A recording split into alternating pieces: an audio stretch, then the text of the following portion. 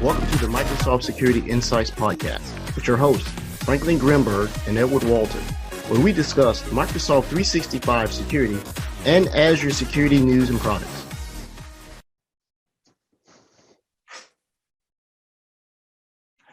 Recorded March 23rd, 2022, 4:08 p.m. Mountain Time. Good evening, gentlemen, Rod, Sreedhar, and Frank. How are you today? Pretty good. It's actually 6:08 p.m. real time. So. Oh, real time. I wasn't aware of the real time time. time zone. Is that a new one? Yeah. Real compliance, real time. You know, that fits you there, Birdie. Who remembers Real Player, right? Real Player? That was a great one. It was a movie too, wasn't it?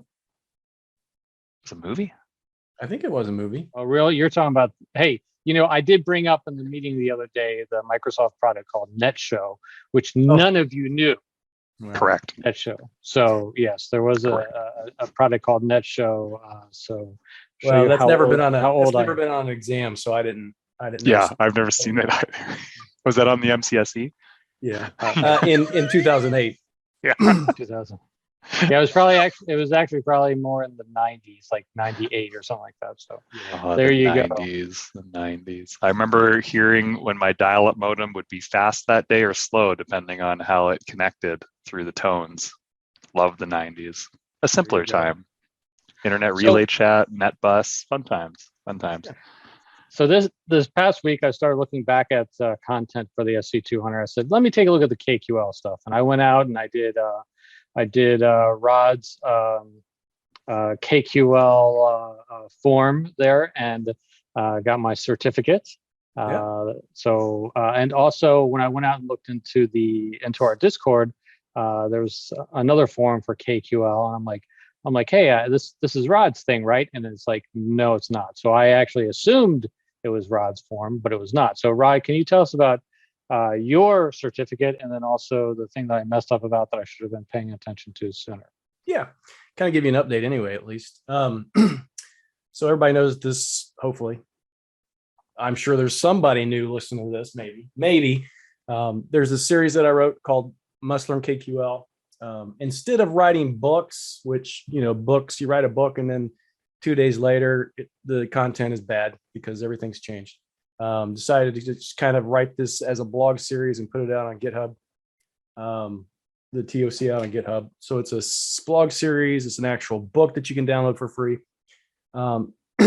And folks wanted some kind of assessment for it. So I created an assessment, almost like our Microsoft Ninja certificates.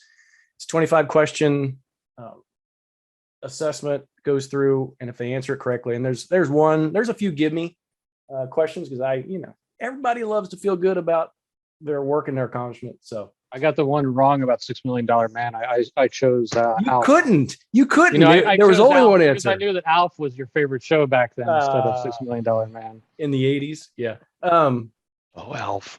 Yeah, but I delivered that. I produced that assessment. I don't know, maybe a month after the series was finished. So it's been going on about a month and a half. I've literally distributed a little over 600 certificates. So that's a lot of people that have been taking that serious. So that's cool. Amazing. But our big buddy, Mr. #365 days of KQL on Twitter, Matt Zorich, he's actually supposed to be a guest on the show in the near future. He's an Aussie fella. So he's, I think when this show casts on Wednesday nights, it's like 8 a.m. his time. So that's cool that he would get up and do that. We actually thought about having him this week. He's at a remote location, so he'll be here in the near future. But he also has this scavenger hunt, and we'll supply the link. Frank has that in the show notes. But literally, he takes our KQL playground, the same link that I use in the Must Learn KQL, gives you a list of, how many is it total? 11 questions, it looks like, and asks you to go and create some KQL to go look for things. So it's like a little scavenger hunt. So go look for this, tell me what the answer is, and then you submit it. And I don't think there's a certificate available, but I think Matt was maybe giving his... I think there's like a competition or something like that. It's competition. I think somebody's going to win one of the KQL mugs. Yep. 365 days of KQL must learn KQL mugs. So it's pretty cool. I will go a little bit further. There is internally, I don't know how many, I think we mentioned this a couple shows ago, but the Kusto team at Microsoft has developed this. It's called Kusto Free, aka.ms/Kusto Free. And if you go there, it gives you your own KQL environment, your own Kusto environment. And it's much different than our KQL Playground. KQL Playground, it's just literally all the data that we ingest there. You're stuck kind of with the data that we provide. If you go to Kusto Free, you can actually ingest your own data. So you can start creating KQL on your own stuff, whatever it happens to be. They are working on their own scavenger hunt. I'm actually part of that group. I'm trying to suggest and see if we can't accomplish it.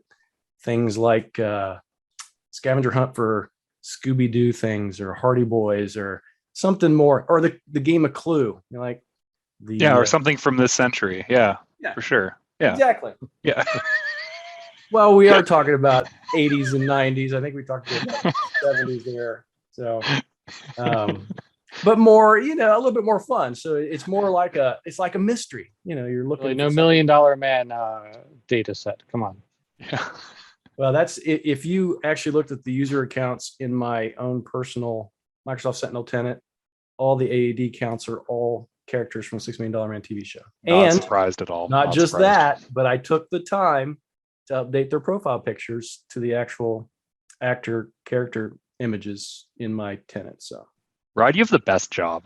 I know, absolutely the best job. Yeah, I do. That's why so many people want to work with me. Yeah, it's true. It's true. And you're wearing a fancy new shirt this week, I see. I am. Everybody remember? See if you can see that. Yep. Atomic Red Team. Atomic Red Team. So it's cool in that it, it's really eye catching with the colors and the logo and all that good kind of stuff. But oh my goodness, it's like you're in bed all day long. It is so you can't put it in the dryer now. You're going to have to hang dry that thing to retain its softness. Okay, so that's where I just literally draw the line. My wife hates the way I do my laundry. I literally take all my laundry, all the colors, different colors, and I dump it all on the same load. I wash them, I dry them, and I'm done in like half an hour. She literally has to, everything she has to hang it up, hang this one up, dry this one, hang this, and so the laundry's never done. So I just do my own. That's fair. I also Frank, you can probably strike that from the podcast teaching. Oh no, that's the clip of the week. What are you talking about? Yeah. So if this shirt, if I couldn't dry it, I would not wear it. I would just toss it. Okay. I think Sreedhar was agreeing with you. Everything in the same load, right, Sreedhar? Yeah, same. Yeah, inclusion. Yeah. Let's be efficient here. Yeah, not efficiency. Yeah. So Rod, would you like to introduce this week's guest, returning guest? And Sreedhar needs no introduction, I don't think. Sreedhar is well known. He's a rock star. He's more popular than I'm trying to think one of his colleagues' names that's been on the show, but no, everybody knows Sreedhar. He is if he was a Jedi, he would be a master Jedi. The things that he comes up with. And in fact, we'll be talking about one of those tonight. The playbook. What do you want to call it, Sreedhar? It's the playbook. Yeah, for now I'm calling it as a playbook ARM template generator, but it will do for any Azure Logic app. But for now, as I am working on Sentinel, I'm calling it as a playbook ARM template generator, but it will do for everything. Hey, so for those that are new to the show potentially, because our audience is just growing by leaps and bounds. Every day. Maybe introduce yourself again. Give you that chance in case you screwed it up the first time. Okay. Or you want to make up a title, whatever you want, Sreedhar. Have fun with it. Okay, sure. Myself, Sreedhar Ande. I'm working as a product manager in Microsoft Sentinel CXE. One of my favorite part of my job is working directly with customers and accelerate their Sentinel deployments and collect their feedback and put their feedback into our product pipeline. Apart from that, by heart, I am a problem solver. Whenever I see a problem, I don't let it go. And I will try to solve by creating a small utilities. And I will put them in Sentinel GitHub repo and as well as my personal GitHub repo. So this is what I do day to day. And my main, I'm working mainly on currently Sentinel. Awesome. So Very cool. is it true? I just heard this rumor that you do all the work for the product team? And No. We have a very amazing team. We work with. We are spread across the world. Our Sentinel CXC team is across the world, and we are like. I don't say it's a 24/7. I can say it's a 24/5 because we are in all regions, and we work very closely with engineering teams as we are part of the product group. Yeah, awesome. Cool. Awesome. Will one day when we have colonies on other celestial bodies, will you have regions represented on those bodies?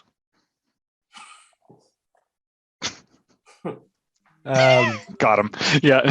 No, Yeah. not the moon, Mars. Okay, sorry. Listen, we're not going to go back and start talking Star Trek stuff. I got enough. All right. I got enough complaints about that on the last show or two shows. Sreedhar have to run that by marketing before he answers. Actually. Yeah, that's fair. Sreedhar, I'm sorry. I don't want to make you reveal anything NDA. Okay, I know that No we're problem. looking at space, but yeah, my bad. Yeah, Okay. no. Yeah. We're talking about. What are we talking about this week, other than the? So we got a couple things I think we want logs? to talk about. Is Sreedhar just demoed and fixed a couple bugs on, I think, this week, or was it last week? I don't know. Yeah. There's this. So if you know, and I'll kind of help Sreedhar, and then I'll pass it over to you real quick. Mhm. Everything within Microsoft Sentinel, most generally, it's really easy to create something and share it. You can put it on your own GitHub repo, put it on our GitHub repo, things like analytics rules, workbooks, because it's all based on that super awesome Kusto query language, right? But there are other things, in particular, our playbooks, which aren't very easily shareable, because when you create a logic app, there's a lot of tenant-specific information and some of the necessary items required to run some of these logic app connectors that are included that make it make them absolutely impossible to share those out with somebody else. You can't literally share it and then they import it. It has to be sanitized a little bit first. And I'll turn it over to you, Sreedhar. You can kind of explain what you've come up with. Yeah, exactly. So whatever Rod mentioned, those are my problem statement too, because logic apps or Azure logic apps, we call it as Sentinel playbooks, very rich in UI. It's like Legos, like building blocks. You can build awesome complex workflows by using already predefined actions. All you need to do is connect them in a sequential way so that you can achieve a complex workflow that can run automatically without any human intervention. That's the advantage of logic app. Once you have an excellent logic app that is working on one environment, if you want to have the same logic app to a different environment, as you can see the code view of a logic app, but when you copy the code view, which is in JSON format, you will get all your tenant related information. For example, subscription IDs, resource group IDs, tenant IDs, and everything. And in order to move it as a generalized ARM template to distribute, you need to do a little work, like you need to clean, sanitize all that information and put it that basic variable names. And then only you can move it to a different environment or put it in a GitHub repo. So this is like most of my customers are awesome in building these complex workflows because Azure Sentinel is SIM and SOAR capabilities. So my customers, a lot of customers uses this SOAR capabilities. And one day, one customer asked me, okay, this is my playbook and I want to distribute it to security community so that I can help other people around the world. So then why can't you create an ARM template and create a pull request to Sentinel GitHub repo? Then he said, yes, I have been trying that, but I am getting all my tenant information. So that time I saw a problem. And also they say that creating a playbook is a very, very easy thing because it has a rich user interface and other stuff. But generalizing that into a template takes lots of time. Then I realized, okay, creating a tool makes sense. And then I collaborated with another software engineer who is in Israel. Yeah, his name is Itai. He and myself created this awesome tool, which is based on PowerShell. What does this PowerShell utility does? It has a quite graphical user interface. All you need to do is your Azure tenant ID. Once you provide your tenant ID, it will bring all the playbooks in your subscription, and you can select any subscription and select your local folder. Then it will exports your playbook as an ARM template without any of your information, any secrets or tenant IDs and everything. And it can be easily distributed to any environment, or you can put it in your public GitHub repo, because that template does not have any information related to your environment. So that's it will create an ARM template in less than 2 minutes or 3 minutes. Yeah.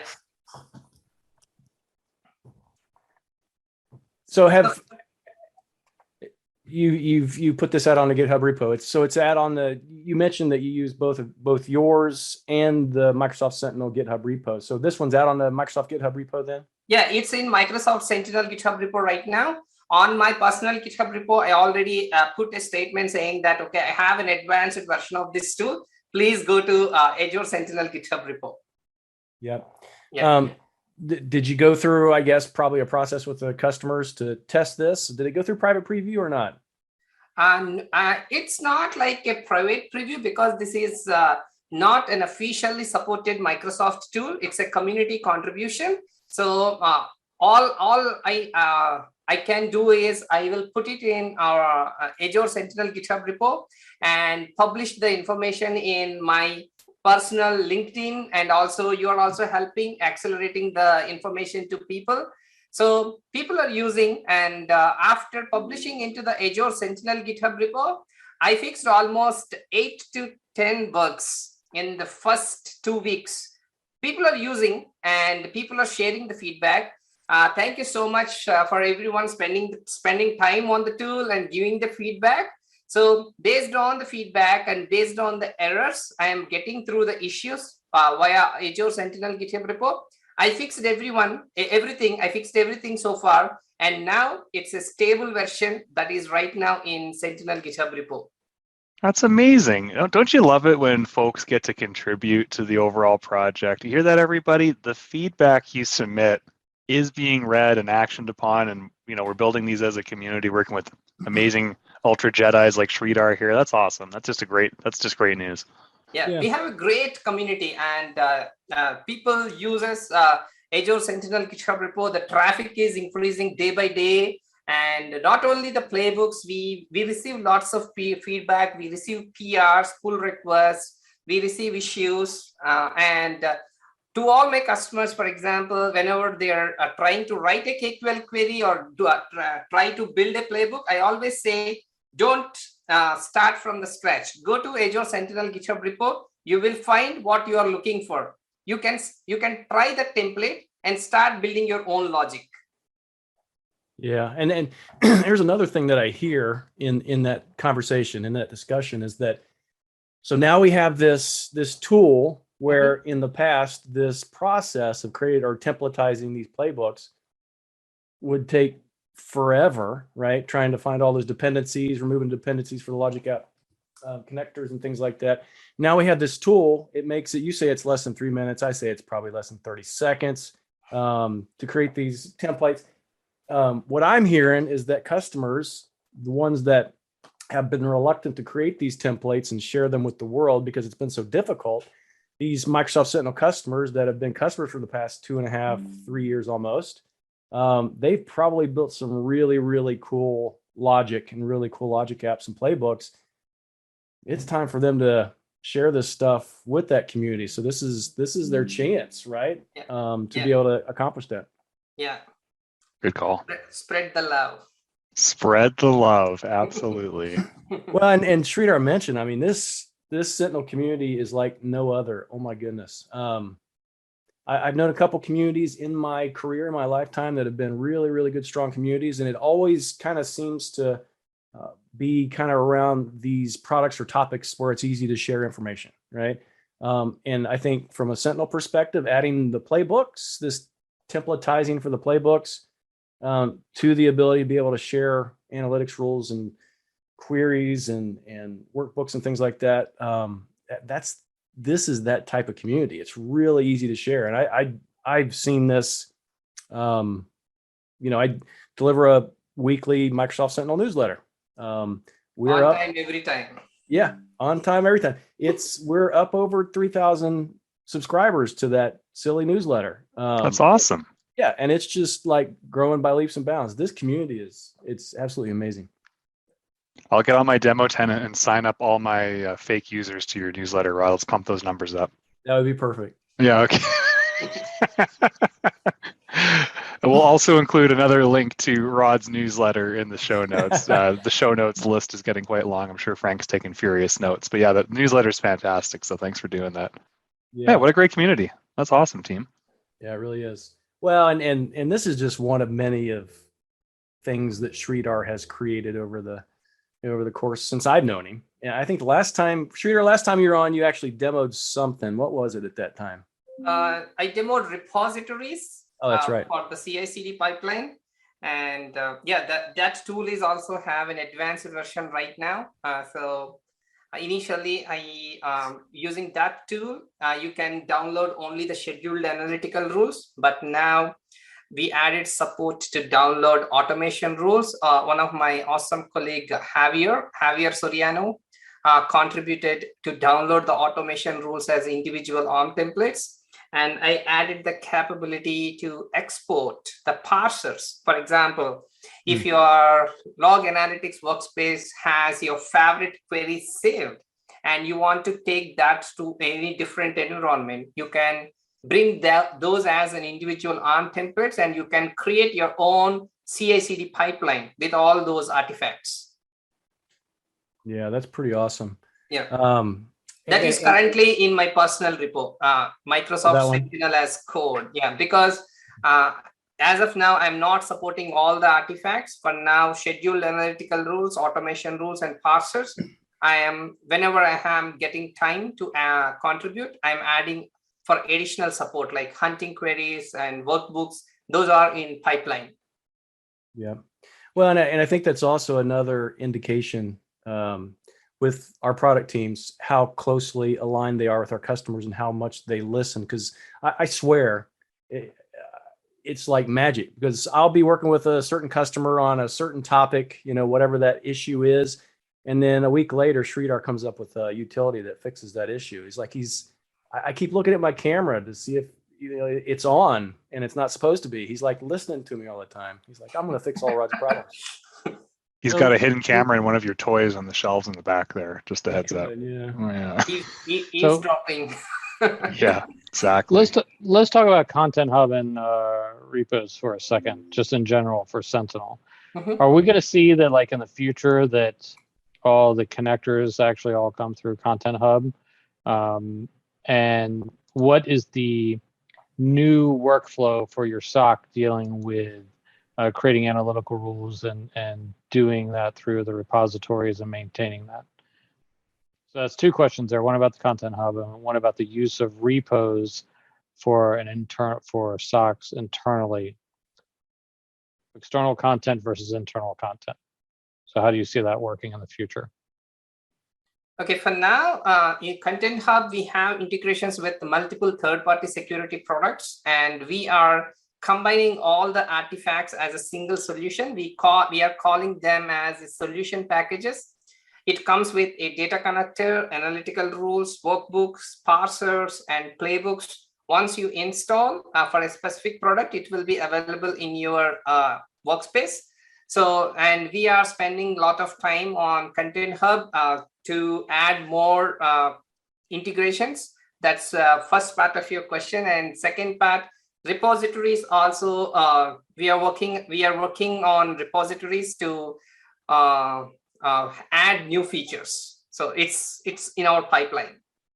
But how do you see that as a workflow for a SOC internally? It's not taking the third-party information from the Content Hub, but do you see people utilizing, having one analytical rules workspace that they develop everything, test it out, and then push it out through repos? I mean, how do you see that process for an enterprise size SOC? Yeah, people are using repositories, for example, to have the same set of rules available in one workspace, two different workspace. A couple of customers are using repositories. They are developing offline and pushing to the GitHub, and that GitHub will pick up those new content and pushes to the connected workspace via repositories pipeline. It's a continuous development, right? Continuous deployment is right now available in repositories. Yeah. One of the things I see as a benefit of this, and maybe this kind of helps, just one area, right? So obviously there's this DevOps pipeline where you are connected and you get this continuous update and deployment. One of the things that I see as a big benefit, and a lot of customers ask about this because they're kind of historically used to working with on-prem solutions where they kind of have to have a duplicate of their system as a backup for disaster recovery, just in case. This is another method to be able to do that. So if you're using this pipeline to offload your custom rules that you've created, not the stuff that it's real easy to stand up. Once you stand up Sentinel and deploy a solution with all the connectors and everything, all of those analytics rules are going to be there. But if you've created something custom, that's not going to be there unless you've taken the time to export or whatever. But by using a DevOps pipeline, you will have that backup copy of that just in case something ever happens. So. Great point. Yeah. Or you want to duplicate things to a new test environment or a sandbox of some kind. Or, I've started working with some organizations where it's public sector and they want to duplicate efforts from one area to another. Being able to have that central repository minimizes the amount of overhead to get people spun up or individual lines of business spun up, and kind of get them a template to get the ground running. Yep. Yeah, and Frank, just another kind of nuance to that too. I think this might help too. We have a number of customers that will not deploy anything except through a DevOps pipeline. So this gives them the ability, even as a SOC, to stand it up once, create it, and then deploy it other places based on what the architecture or the infrastructure looks like. So on the Content Hub, what IP protection is there for those solutions that are being pushed out? Is there any? IP is an intellectual property? Yeah. So that's a good question. Yeah. So once they are out, means those are all created by our ISVs, and the solutions that are available on Content Hub is also available on our Sentinel GitHub repo too. Those are all under available to public. So Frank, is your question more like, how do we ensure that when content creators make their content that it's being protected effectively and they're right? So let's changes? say a company wants to actually start building out analytical rules and threat hunting and all that stuff and provide that as a service to customers. It would be nice if they made it public, but they're taking their time to build all of these detections. So they'd like to get paid for it. So how is Sentinel providing that level of IP protection for a service like that, or do they have to basically lighthouse and do it anyways with their own going over to the workspace? So obviously an ISV would probably, or a threat hunting shop would rather just push the analytical rules or the threat hunting queries and let people work with inside their own environment. Okay, all right. Just wanted to know. I want to add one thing. If for example, let's say customer created their own hunting rule or analytical rule, for their own specific needs. When they deploy that into their Sentinel workspace, that will be available to their Sentinel workspace only. It won't be public. It is unless until they are ready to distribute to the community. Okay. Yeah. And Microsoft doesn't peer into these organizations and borrow at any point. It's sovereign to say. Yeah. Okay. Yeah. Well, I mean, I think that your basically, I think that your Fusion role should be picking up most. So this is more current, before Fusion is actually able to. I guess there's a certain level of making sure that everything's right with that before it can be pushed out publicly or for everyone to use. So this is kind of like that time in between Fusion's getting that. So, all right. So what's next? So yeah, we've talked about the playbooks, and Sreedhar, I think I forewarned you that we want to talk about something else. Okay. This is a hot topic. Obviously, there's questions and customer concerns about this. A lot of people, anytime you move data from anywhere, right? Another cloud to Azure, from on-prem to Azure, Azure to Azure, Office to Azure, it costs something, right? And a lot of times as customers move to the cloud, there's almost a certain level of sticker shock. They don't realize that the things that they've done on-prem actually had a cost to it, because they're mostly operations people. They don't see the people that hold the purse strings. They don't see the financials. They don't see the lease of that server equipment, that cost, that 3-year cost. They don't see the cost of healthcare for the employees. They don't see all that stuff, but there's a cost.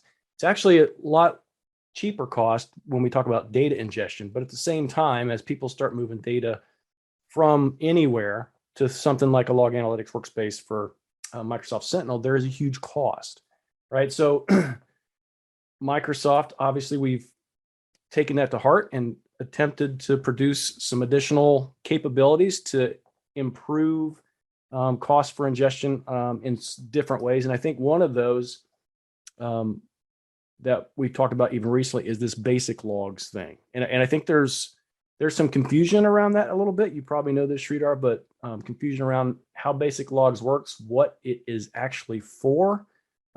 Should it be something that's considered before somebody stands up Microsoft Sentinel, or is it something that they need to think about later once they know what their actual data commitment is? Okay. Yeah. By default in log analytics, every table plan comes under analytics plan. And now with the new public preview feature, which is announced on February 23rd or 24th, okay, we announced a new table plan called basic logs. Usually the basic logs plan is useful for high volume of data with low security impact. So for example, any kind of logs that has a very less security impact, you can convert those tables from analytics plan to basic logs. So that's the advantage of basic logs. And by default, the basic logs retention is only 8 days. And also, you cannot use an advanced KQL. It has its own KQL limitations. You cannot join. Only you can query the data. You can see the data, but you cannot run analytics on basic logs. You cannot join the basic logs with another table. It has its own limitations. Right. So is there a cost savings, I guess, with basic logs? What's the difference between I think analytics logs ingest is what, $2.40 to like $3, depending on the region or something like that. What's the cost for basic logs? I need to see you. Stumped him. No. I think it's like $1. I think it's like 50% analytics logs, 50% or 50% Sentinel and 50% the log analytics. So it's like $1 or something like that. It's like a Canadian dollar. If it's half, yeah, then a real dollar. Yeah. Cool. Sreedhar, how well received is the basic log cost savings aspect of customers who are maybe moving to Sentinel or firing up a SIM, enterprise SIM for the first time, what's the feedback you get on that initial uplift versus weighing that against the value that the organization sees? As Rod mentioned, there is a little confusion between the basic logs and analytics logs. These are the table level plans. And as the feature just announced, not less than by today is exactly 30 days. Today is March 23rd, and we made the announcement on February 23rd. So far, the feedback is great, and a couple of customers are using for their high volumes of data, which has a very less security value. Like, for example, app traces, container log V2, those tables, they converted into the basic logs plan to save some operational cost on Sentinel. So, yeah, I appreciate that. You gave us some examples like NetFlow and stuff like that. So when you say low security value, is there any security value in those logs, and why would they ingest them in the first place? It's a good question. I have for example, when people create log analytics workspace, they combine both operational logs and the security logs together. And after a couple of months, they realize, okay, I want to get out of this structure. Like, I want to have the dedicated log analytics workspace for all my security needs. But in most of the cases, that action of plan may not take place because of lots of dependencies within an organization. So that's why, for example, if you have a low security data that you are still ingesting into your Sentinel enabled log analytics workspace, the basic logs will be helpful for those customers. This is one use case, especially with one of my customer, but it's not a use case that is designed for everyone. So, and basic log is not intended to do that, but my customer is using like that. So there is different flavors of this use case. So they're ingesting those high volume, low security value logs, and they're storing them for 8 days. What happens to that data after that 8 days? You can create your own retention. That's the advantage of our new archival. You can apply the table level retention either for a analytics log plan or basic logs plan. But the basic logs will stay the first 8 days in hot cache. After that, whatever the time you set for the archival, it will go into the data archival plan. Okay. And the archive logs, they're cheap storage as well, right? Yes. Yeah. All right, so let's take this from the beginning. I'm going out and setting up a new environment. Okay. I've always created a new Sentinel log analytics workspace specifically for Sentinel. I see that the best practices says, oh no, combine it with what you're doing with Defender for Cloud, the workspace for that, right? What is the real best practices here? Is it really to have a separate workspace for each of those, or really should it stay together? Yeah, Rod, you want to take this? I do. Love it. Great teamwork. It's still, there's a number of customers, right? So you can still have these things separated. There's a number of customers that use Sentinel. There's a number of customers who use Defender for Cloud. Best practice would be to combine these things together because there is a savings by connecting Defender for Cloud to Microsoft Sentinel. There is a cost savings because Defender for Cloud already gives you, what is it, $5 or how, I forget the amount you get per device that is connected to Defender for Cloud. Forget the actual amount and the money that's saved. But by connecting that to the Azure Sentinel, you're no longer paying for duplicate data. That data exists also for Microsoft Sentinel to query against. And the alerts that Defender for Cloud creates are available through Microsoft Sentinel. So it's not like you're sending data and being double charged for a cost for ingestion anymore. It's all sitting on the same log analytics workspace. Now, that really depends on the situation, the customer, and the environment. right? So a lot about Defender for Cloud, even though there are security events that are listed there, those security events are really geared toward compliance, right? So if I deploy a VM today, and I do something silly like leave open RDP port or whatever, I'm going to get a little alert that says, hey, you might want to think about closing this port. And as long as you do this in the future, you're not going to get this alert again, right? So you have usually one team that's focused on that. And then you have another team that's focused specifically on the cybersecurity stuff. So that there's all kinds of different scenarios, whether it's politics, different teams that can't work together, or whatever it happens to be sometimes. It never happens. Come on. Can you do a cross workspace query just to have the best of both worlds at that point? So if you install Defender for Cloud as standalone, it auto generates the workspace name, and it's difficult. If I have the separate workspaces, I should be able to have the best of both worlds to query. I should be able to query across workspaces. You can do a cross workspace query for log analytics workspaces. The access rights would have to be modified, and I have to think about that for a minute.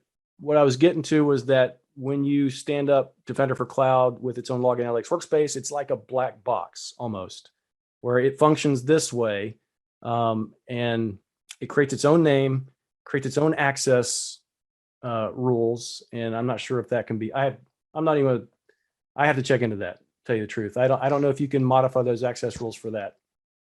All right, so now we have the let's talk. So basically, this new basic logs. It's basically you're setting retention and other.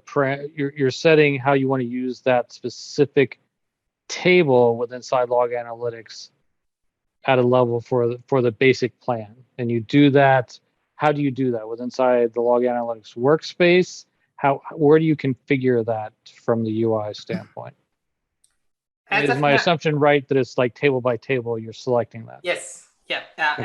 As of now, in order to use these new features, the archival plan to set the retention by default, for example, before this feature, the log analytics data retention supports up to 730 days. But with this new feature, you can set the data retention up to 2,556 days, which is nothing but 7 years. As you need to apply the retention at the table level, as of now, for this public preview, we don't have a UI component, but myself and my another colleague, Matt, created two different tools. I created a PowerShell utility where you can go and gather all your tables from your log analytics workspace, and you can set the new data retention at table level. It can be applied for both analytics plan tables as well as the basic logs table. That's a PowerShell utility. If people are not comfortable running the PowerShell script, there is another tool which is embedded in the workbook itself. You can go to that particular workbook, archive log tool workbook, and you can set the retentions at table level using the workbook.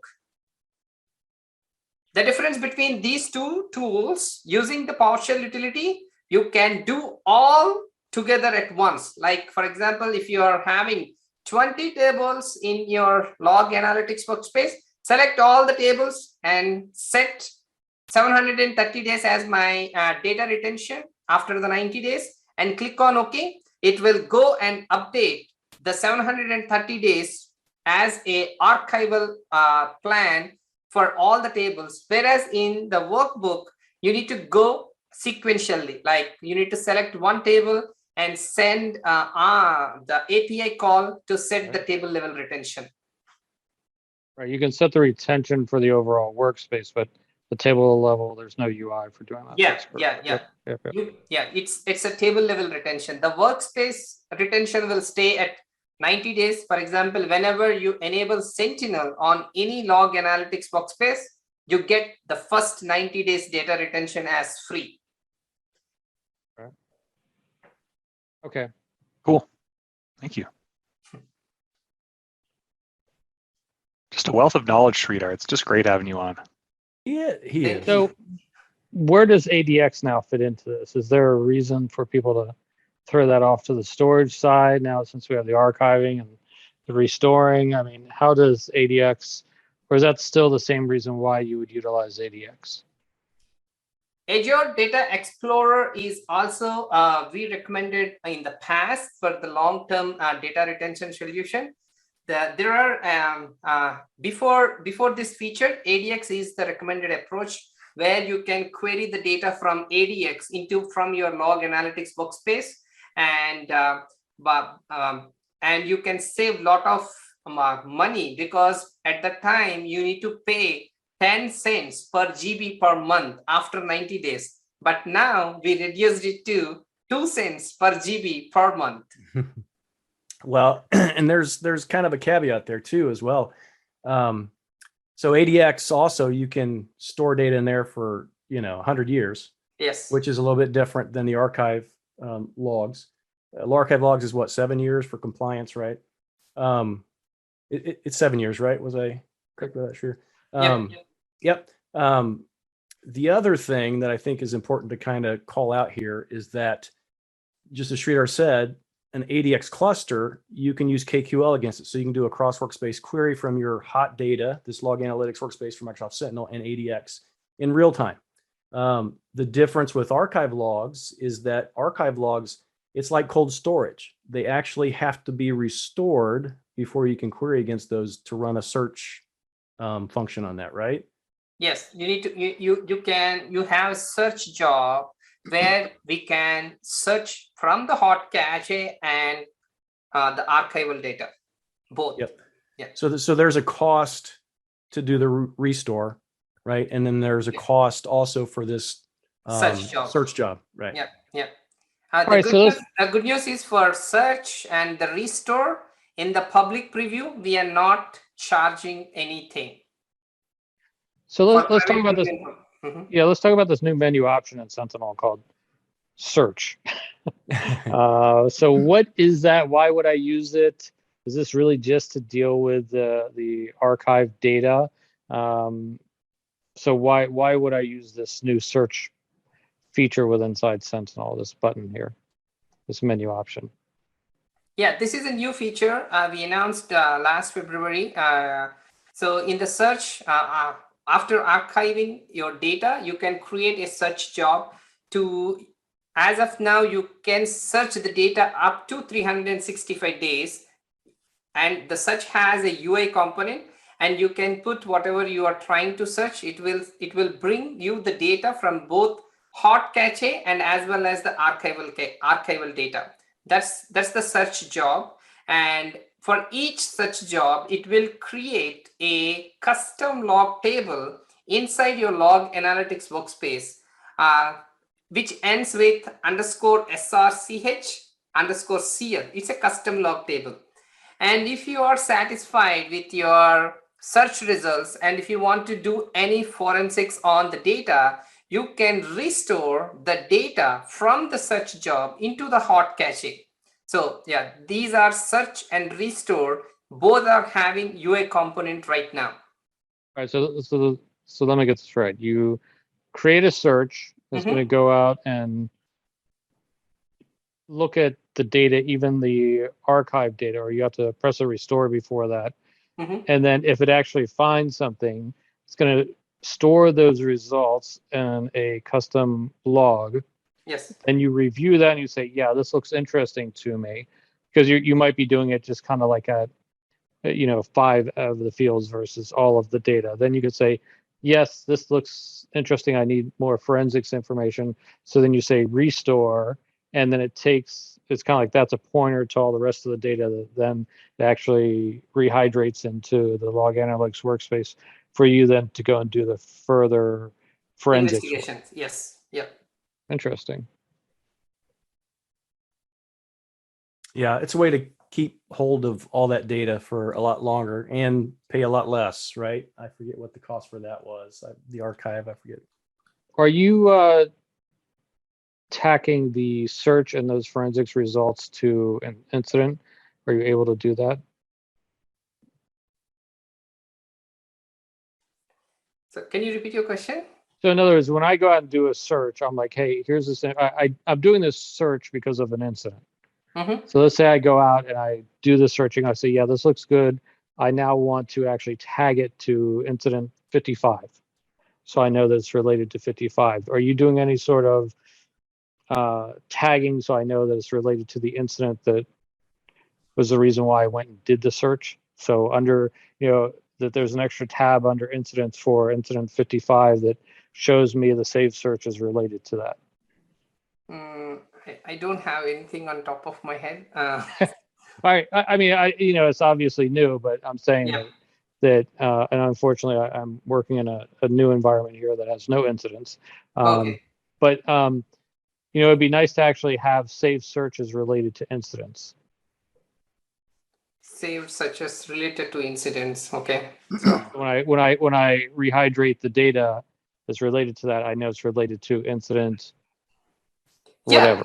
Yeah. For example, if you have a compromised IP, let's say the use case, you have an incident related to a compromised IP, and you take the IP and you search. For example, let's say you would like to search this compromised IP in a security event table. And when you target the security event with the compromised IP, it will bring all the results, all the events that are included with this IP. So you can create, you can retrieve the results based on your incident or any compromised entity. And how does this relate to the hunting queries, or will it anyway? Because we're still kind of realistically, search is more along the lines that you're going after archived data, where hunting is only your hot data that you're dealing with at the time, right? Such will bring both hot cache data and also archival data. It's not But I would not use hunting queries to deal with archived data. I'd have to do that under search. Okay. Mm-hmm. Right? Okay. All right. Sorry, I'm learning here about all this new stuff, so I'm thinking about how I would use it. But search is the only way to get to the archive data. Yes. The initial to find it, then populate it back in. Yes. Okay. Good. There it is. And there's also, trying to see if I remember this. So there is the security incident table, right? Mm-hmm. And correct me if I'm wrong. I heard this not too long ago. I could be absolutely wrong about this. But that is not retained only for 90 days. That security incident table is retained forever, right? Security incident table? Yeah. It has. Okay. Now I'm getting my own doubts. Okay, I need to see. I'll have to look into that, because there was one table that costs nothing and it literally sits there. So what Frank was getting at was, if I'm pulling in data from the archive base, I'm actually pulling it in because I see something of significance right now, something that happened in my environment. And one of my analysts kind of potentially remembers that this happened before, or maybe it's part of an audit. How many times has this user done this silly thing in your environment? And you pull up the archive data. You want to attribute it to a past incident to figure out, number one, if this user is compromised, or number two, if well, I forget what I was getting at there.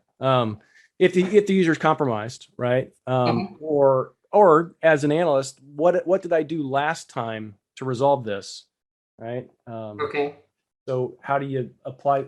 How do you attribute that to an existing incident to something that happened, say, 3 years ago, right? Okay. Yeah. Yeah, I think the whole incident relationship from old or why you're searching for it now or whatever is definitely something that I don't know if that's taken care of now, but it's something that probably could be expanded into later on just for the full case management or taking having a greater context of what's going on. So I think that's very good to have. Well, I'm excited about these new features. I'm excited about working with these new features. Now, I've been doing a lot of Azure Architect stuff, and now I'm moving back over to the security side. So I'm extremely excited back to be full-time security versus Azure IoT stuff, things like that. So I'm getting back up to speed with all of this. So I'm excited to start working with it and asking more weird questions. No problem. Is there anything else, Rod? On April 7th, we are giving a public webinar on search, restore, and archival. Myself, and my colleague Matt Lowy presenting. It's a public webinar at 8 a.m. PST, April 7th. Yeah, the Microsoft security community has all that stuff. Then they also publish it out to the to YouTube. I enjoyed the ones on ASIM that just happened yesterday or the day before, creating the parsers for that.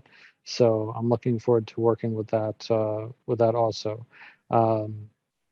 Great. Yeah. All right. Just to clarify, I'm wrong. I'm wrong. That security incident table does expire every 90 days. So there is only one table like usage and other tables that those does not fall under any retention. Yeah, there was another one. I forget what it was. I thought it was security incident, but it's not. So that's interesting that it might actually 90 days. It might just actually be based upon your log analytics settings. Your retention, your retention over there. And you can do that at the table level before we even got to the basic logs. The question is now you could send security incident to archive. Yeah. Right. And you'd have to do the alert side too. From there. So the ASIM side, I'm looking forward to putting all of this cool stuff in the SC200 update for that course. So definitely thanks. Is there anything else you wanted to cover tonight? Because I've learned a lot. Rod, anything else for tonight? No, I think we're good.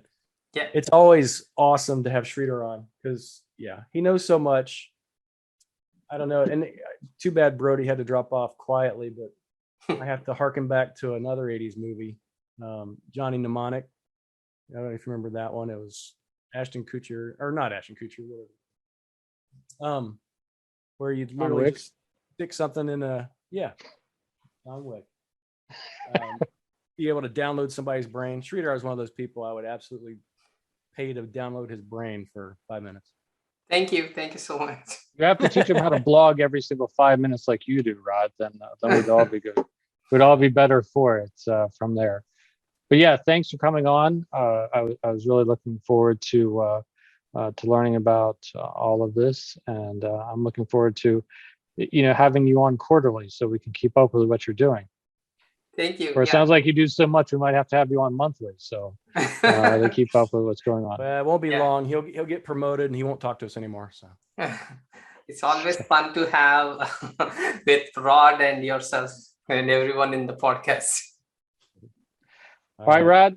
I think this has been a great podcast. I'm looking forward to getting it out for everyone to listen to, and look at, and make sure we'll push them out to the security community YouTube channel and sign up for those events so they can see more detailed and demo information about this. Yep. All right. Thank you very much. Until next week. Thank you. Thanks for having me. Oh, by the way, Frank, we need to get like an ending audio thing for our podcast.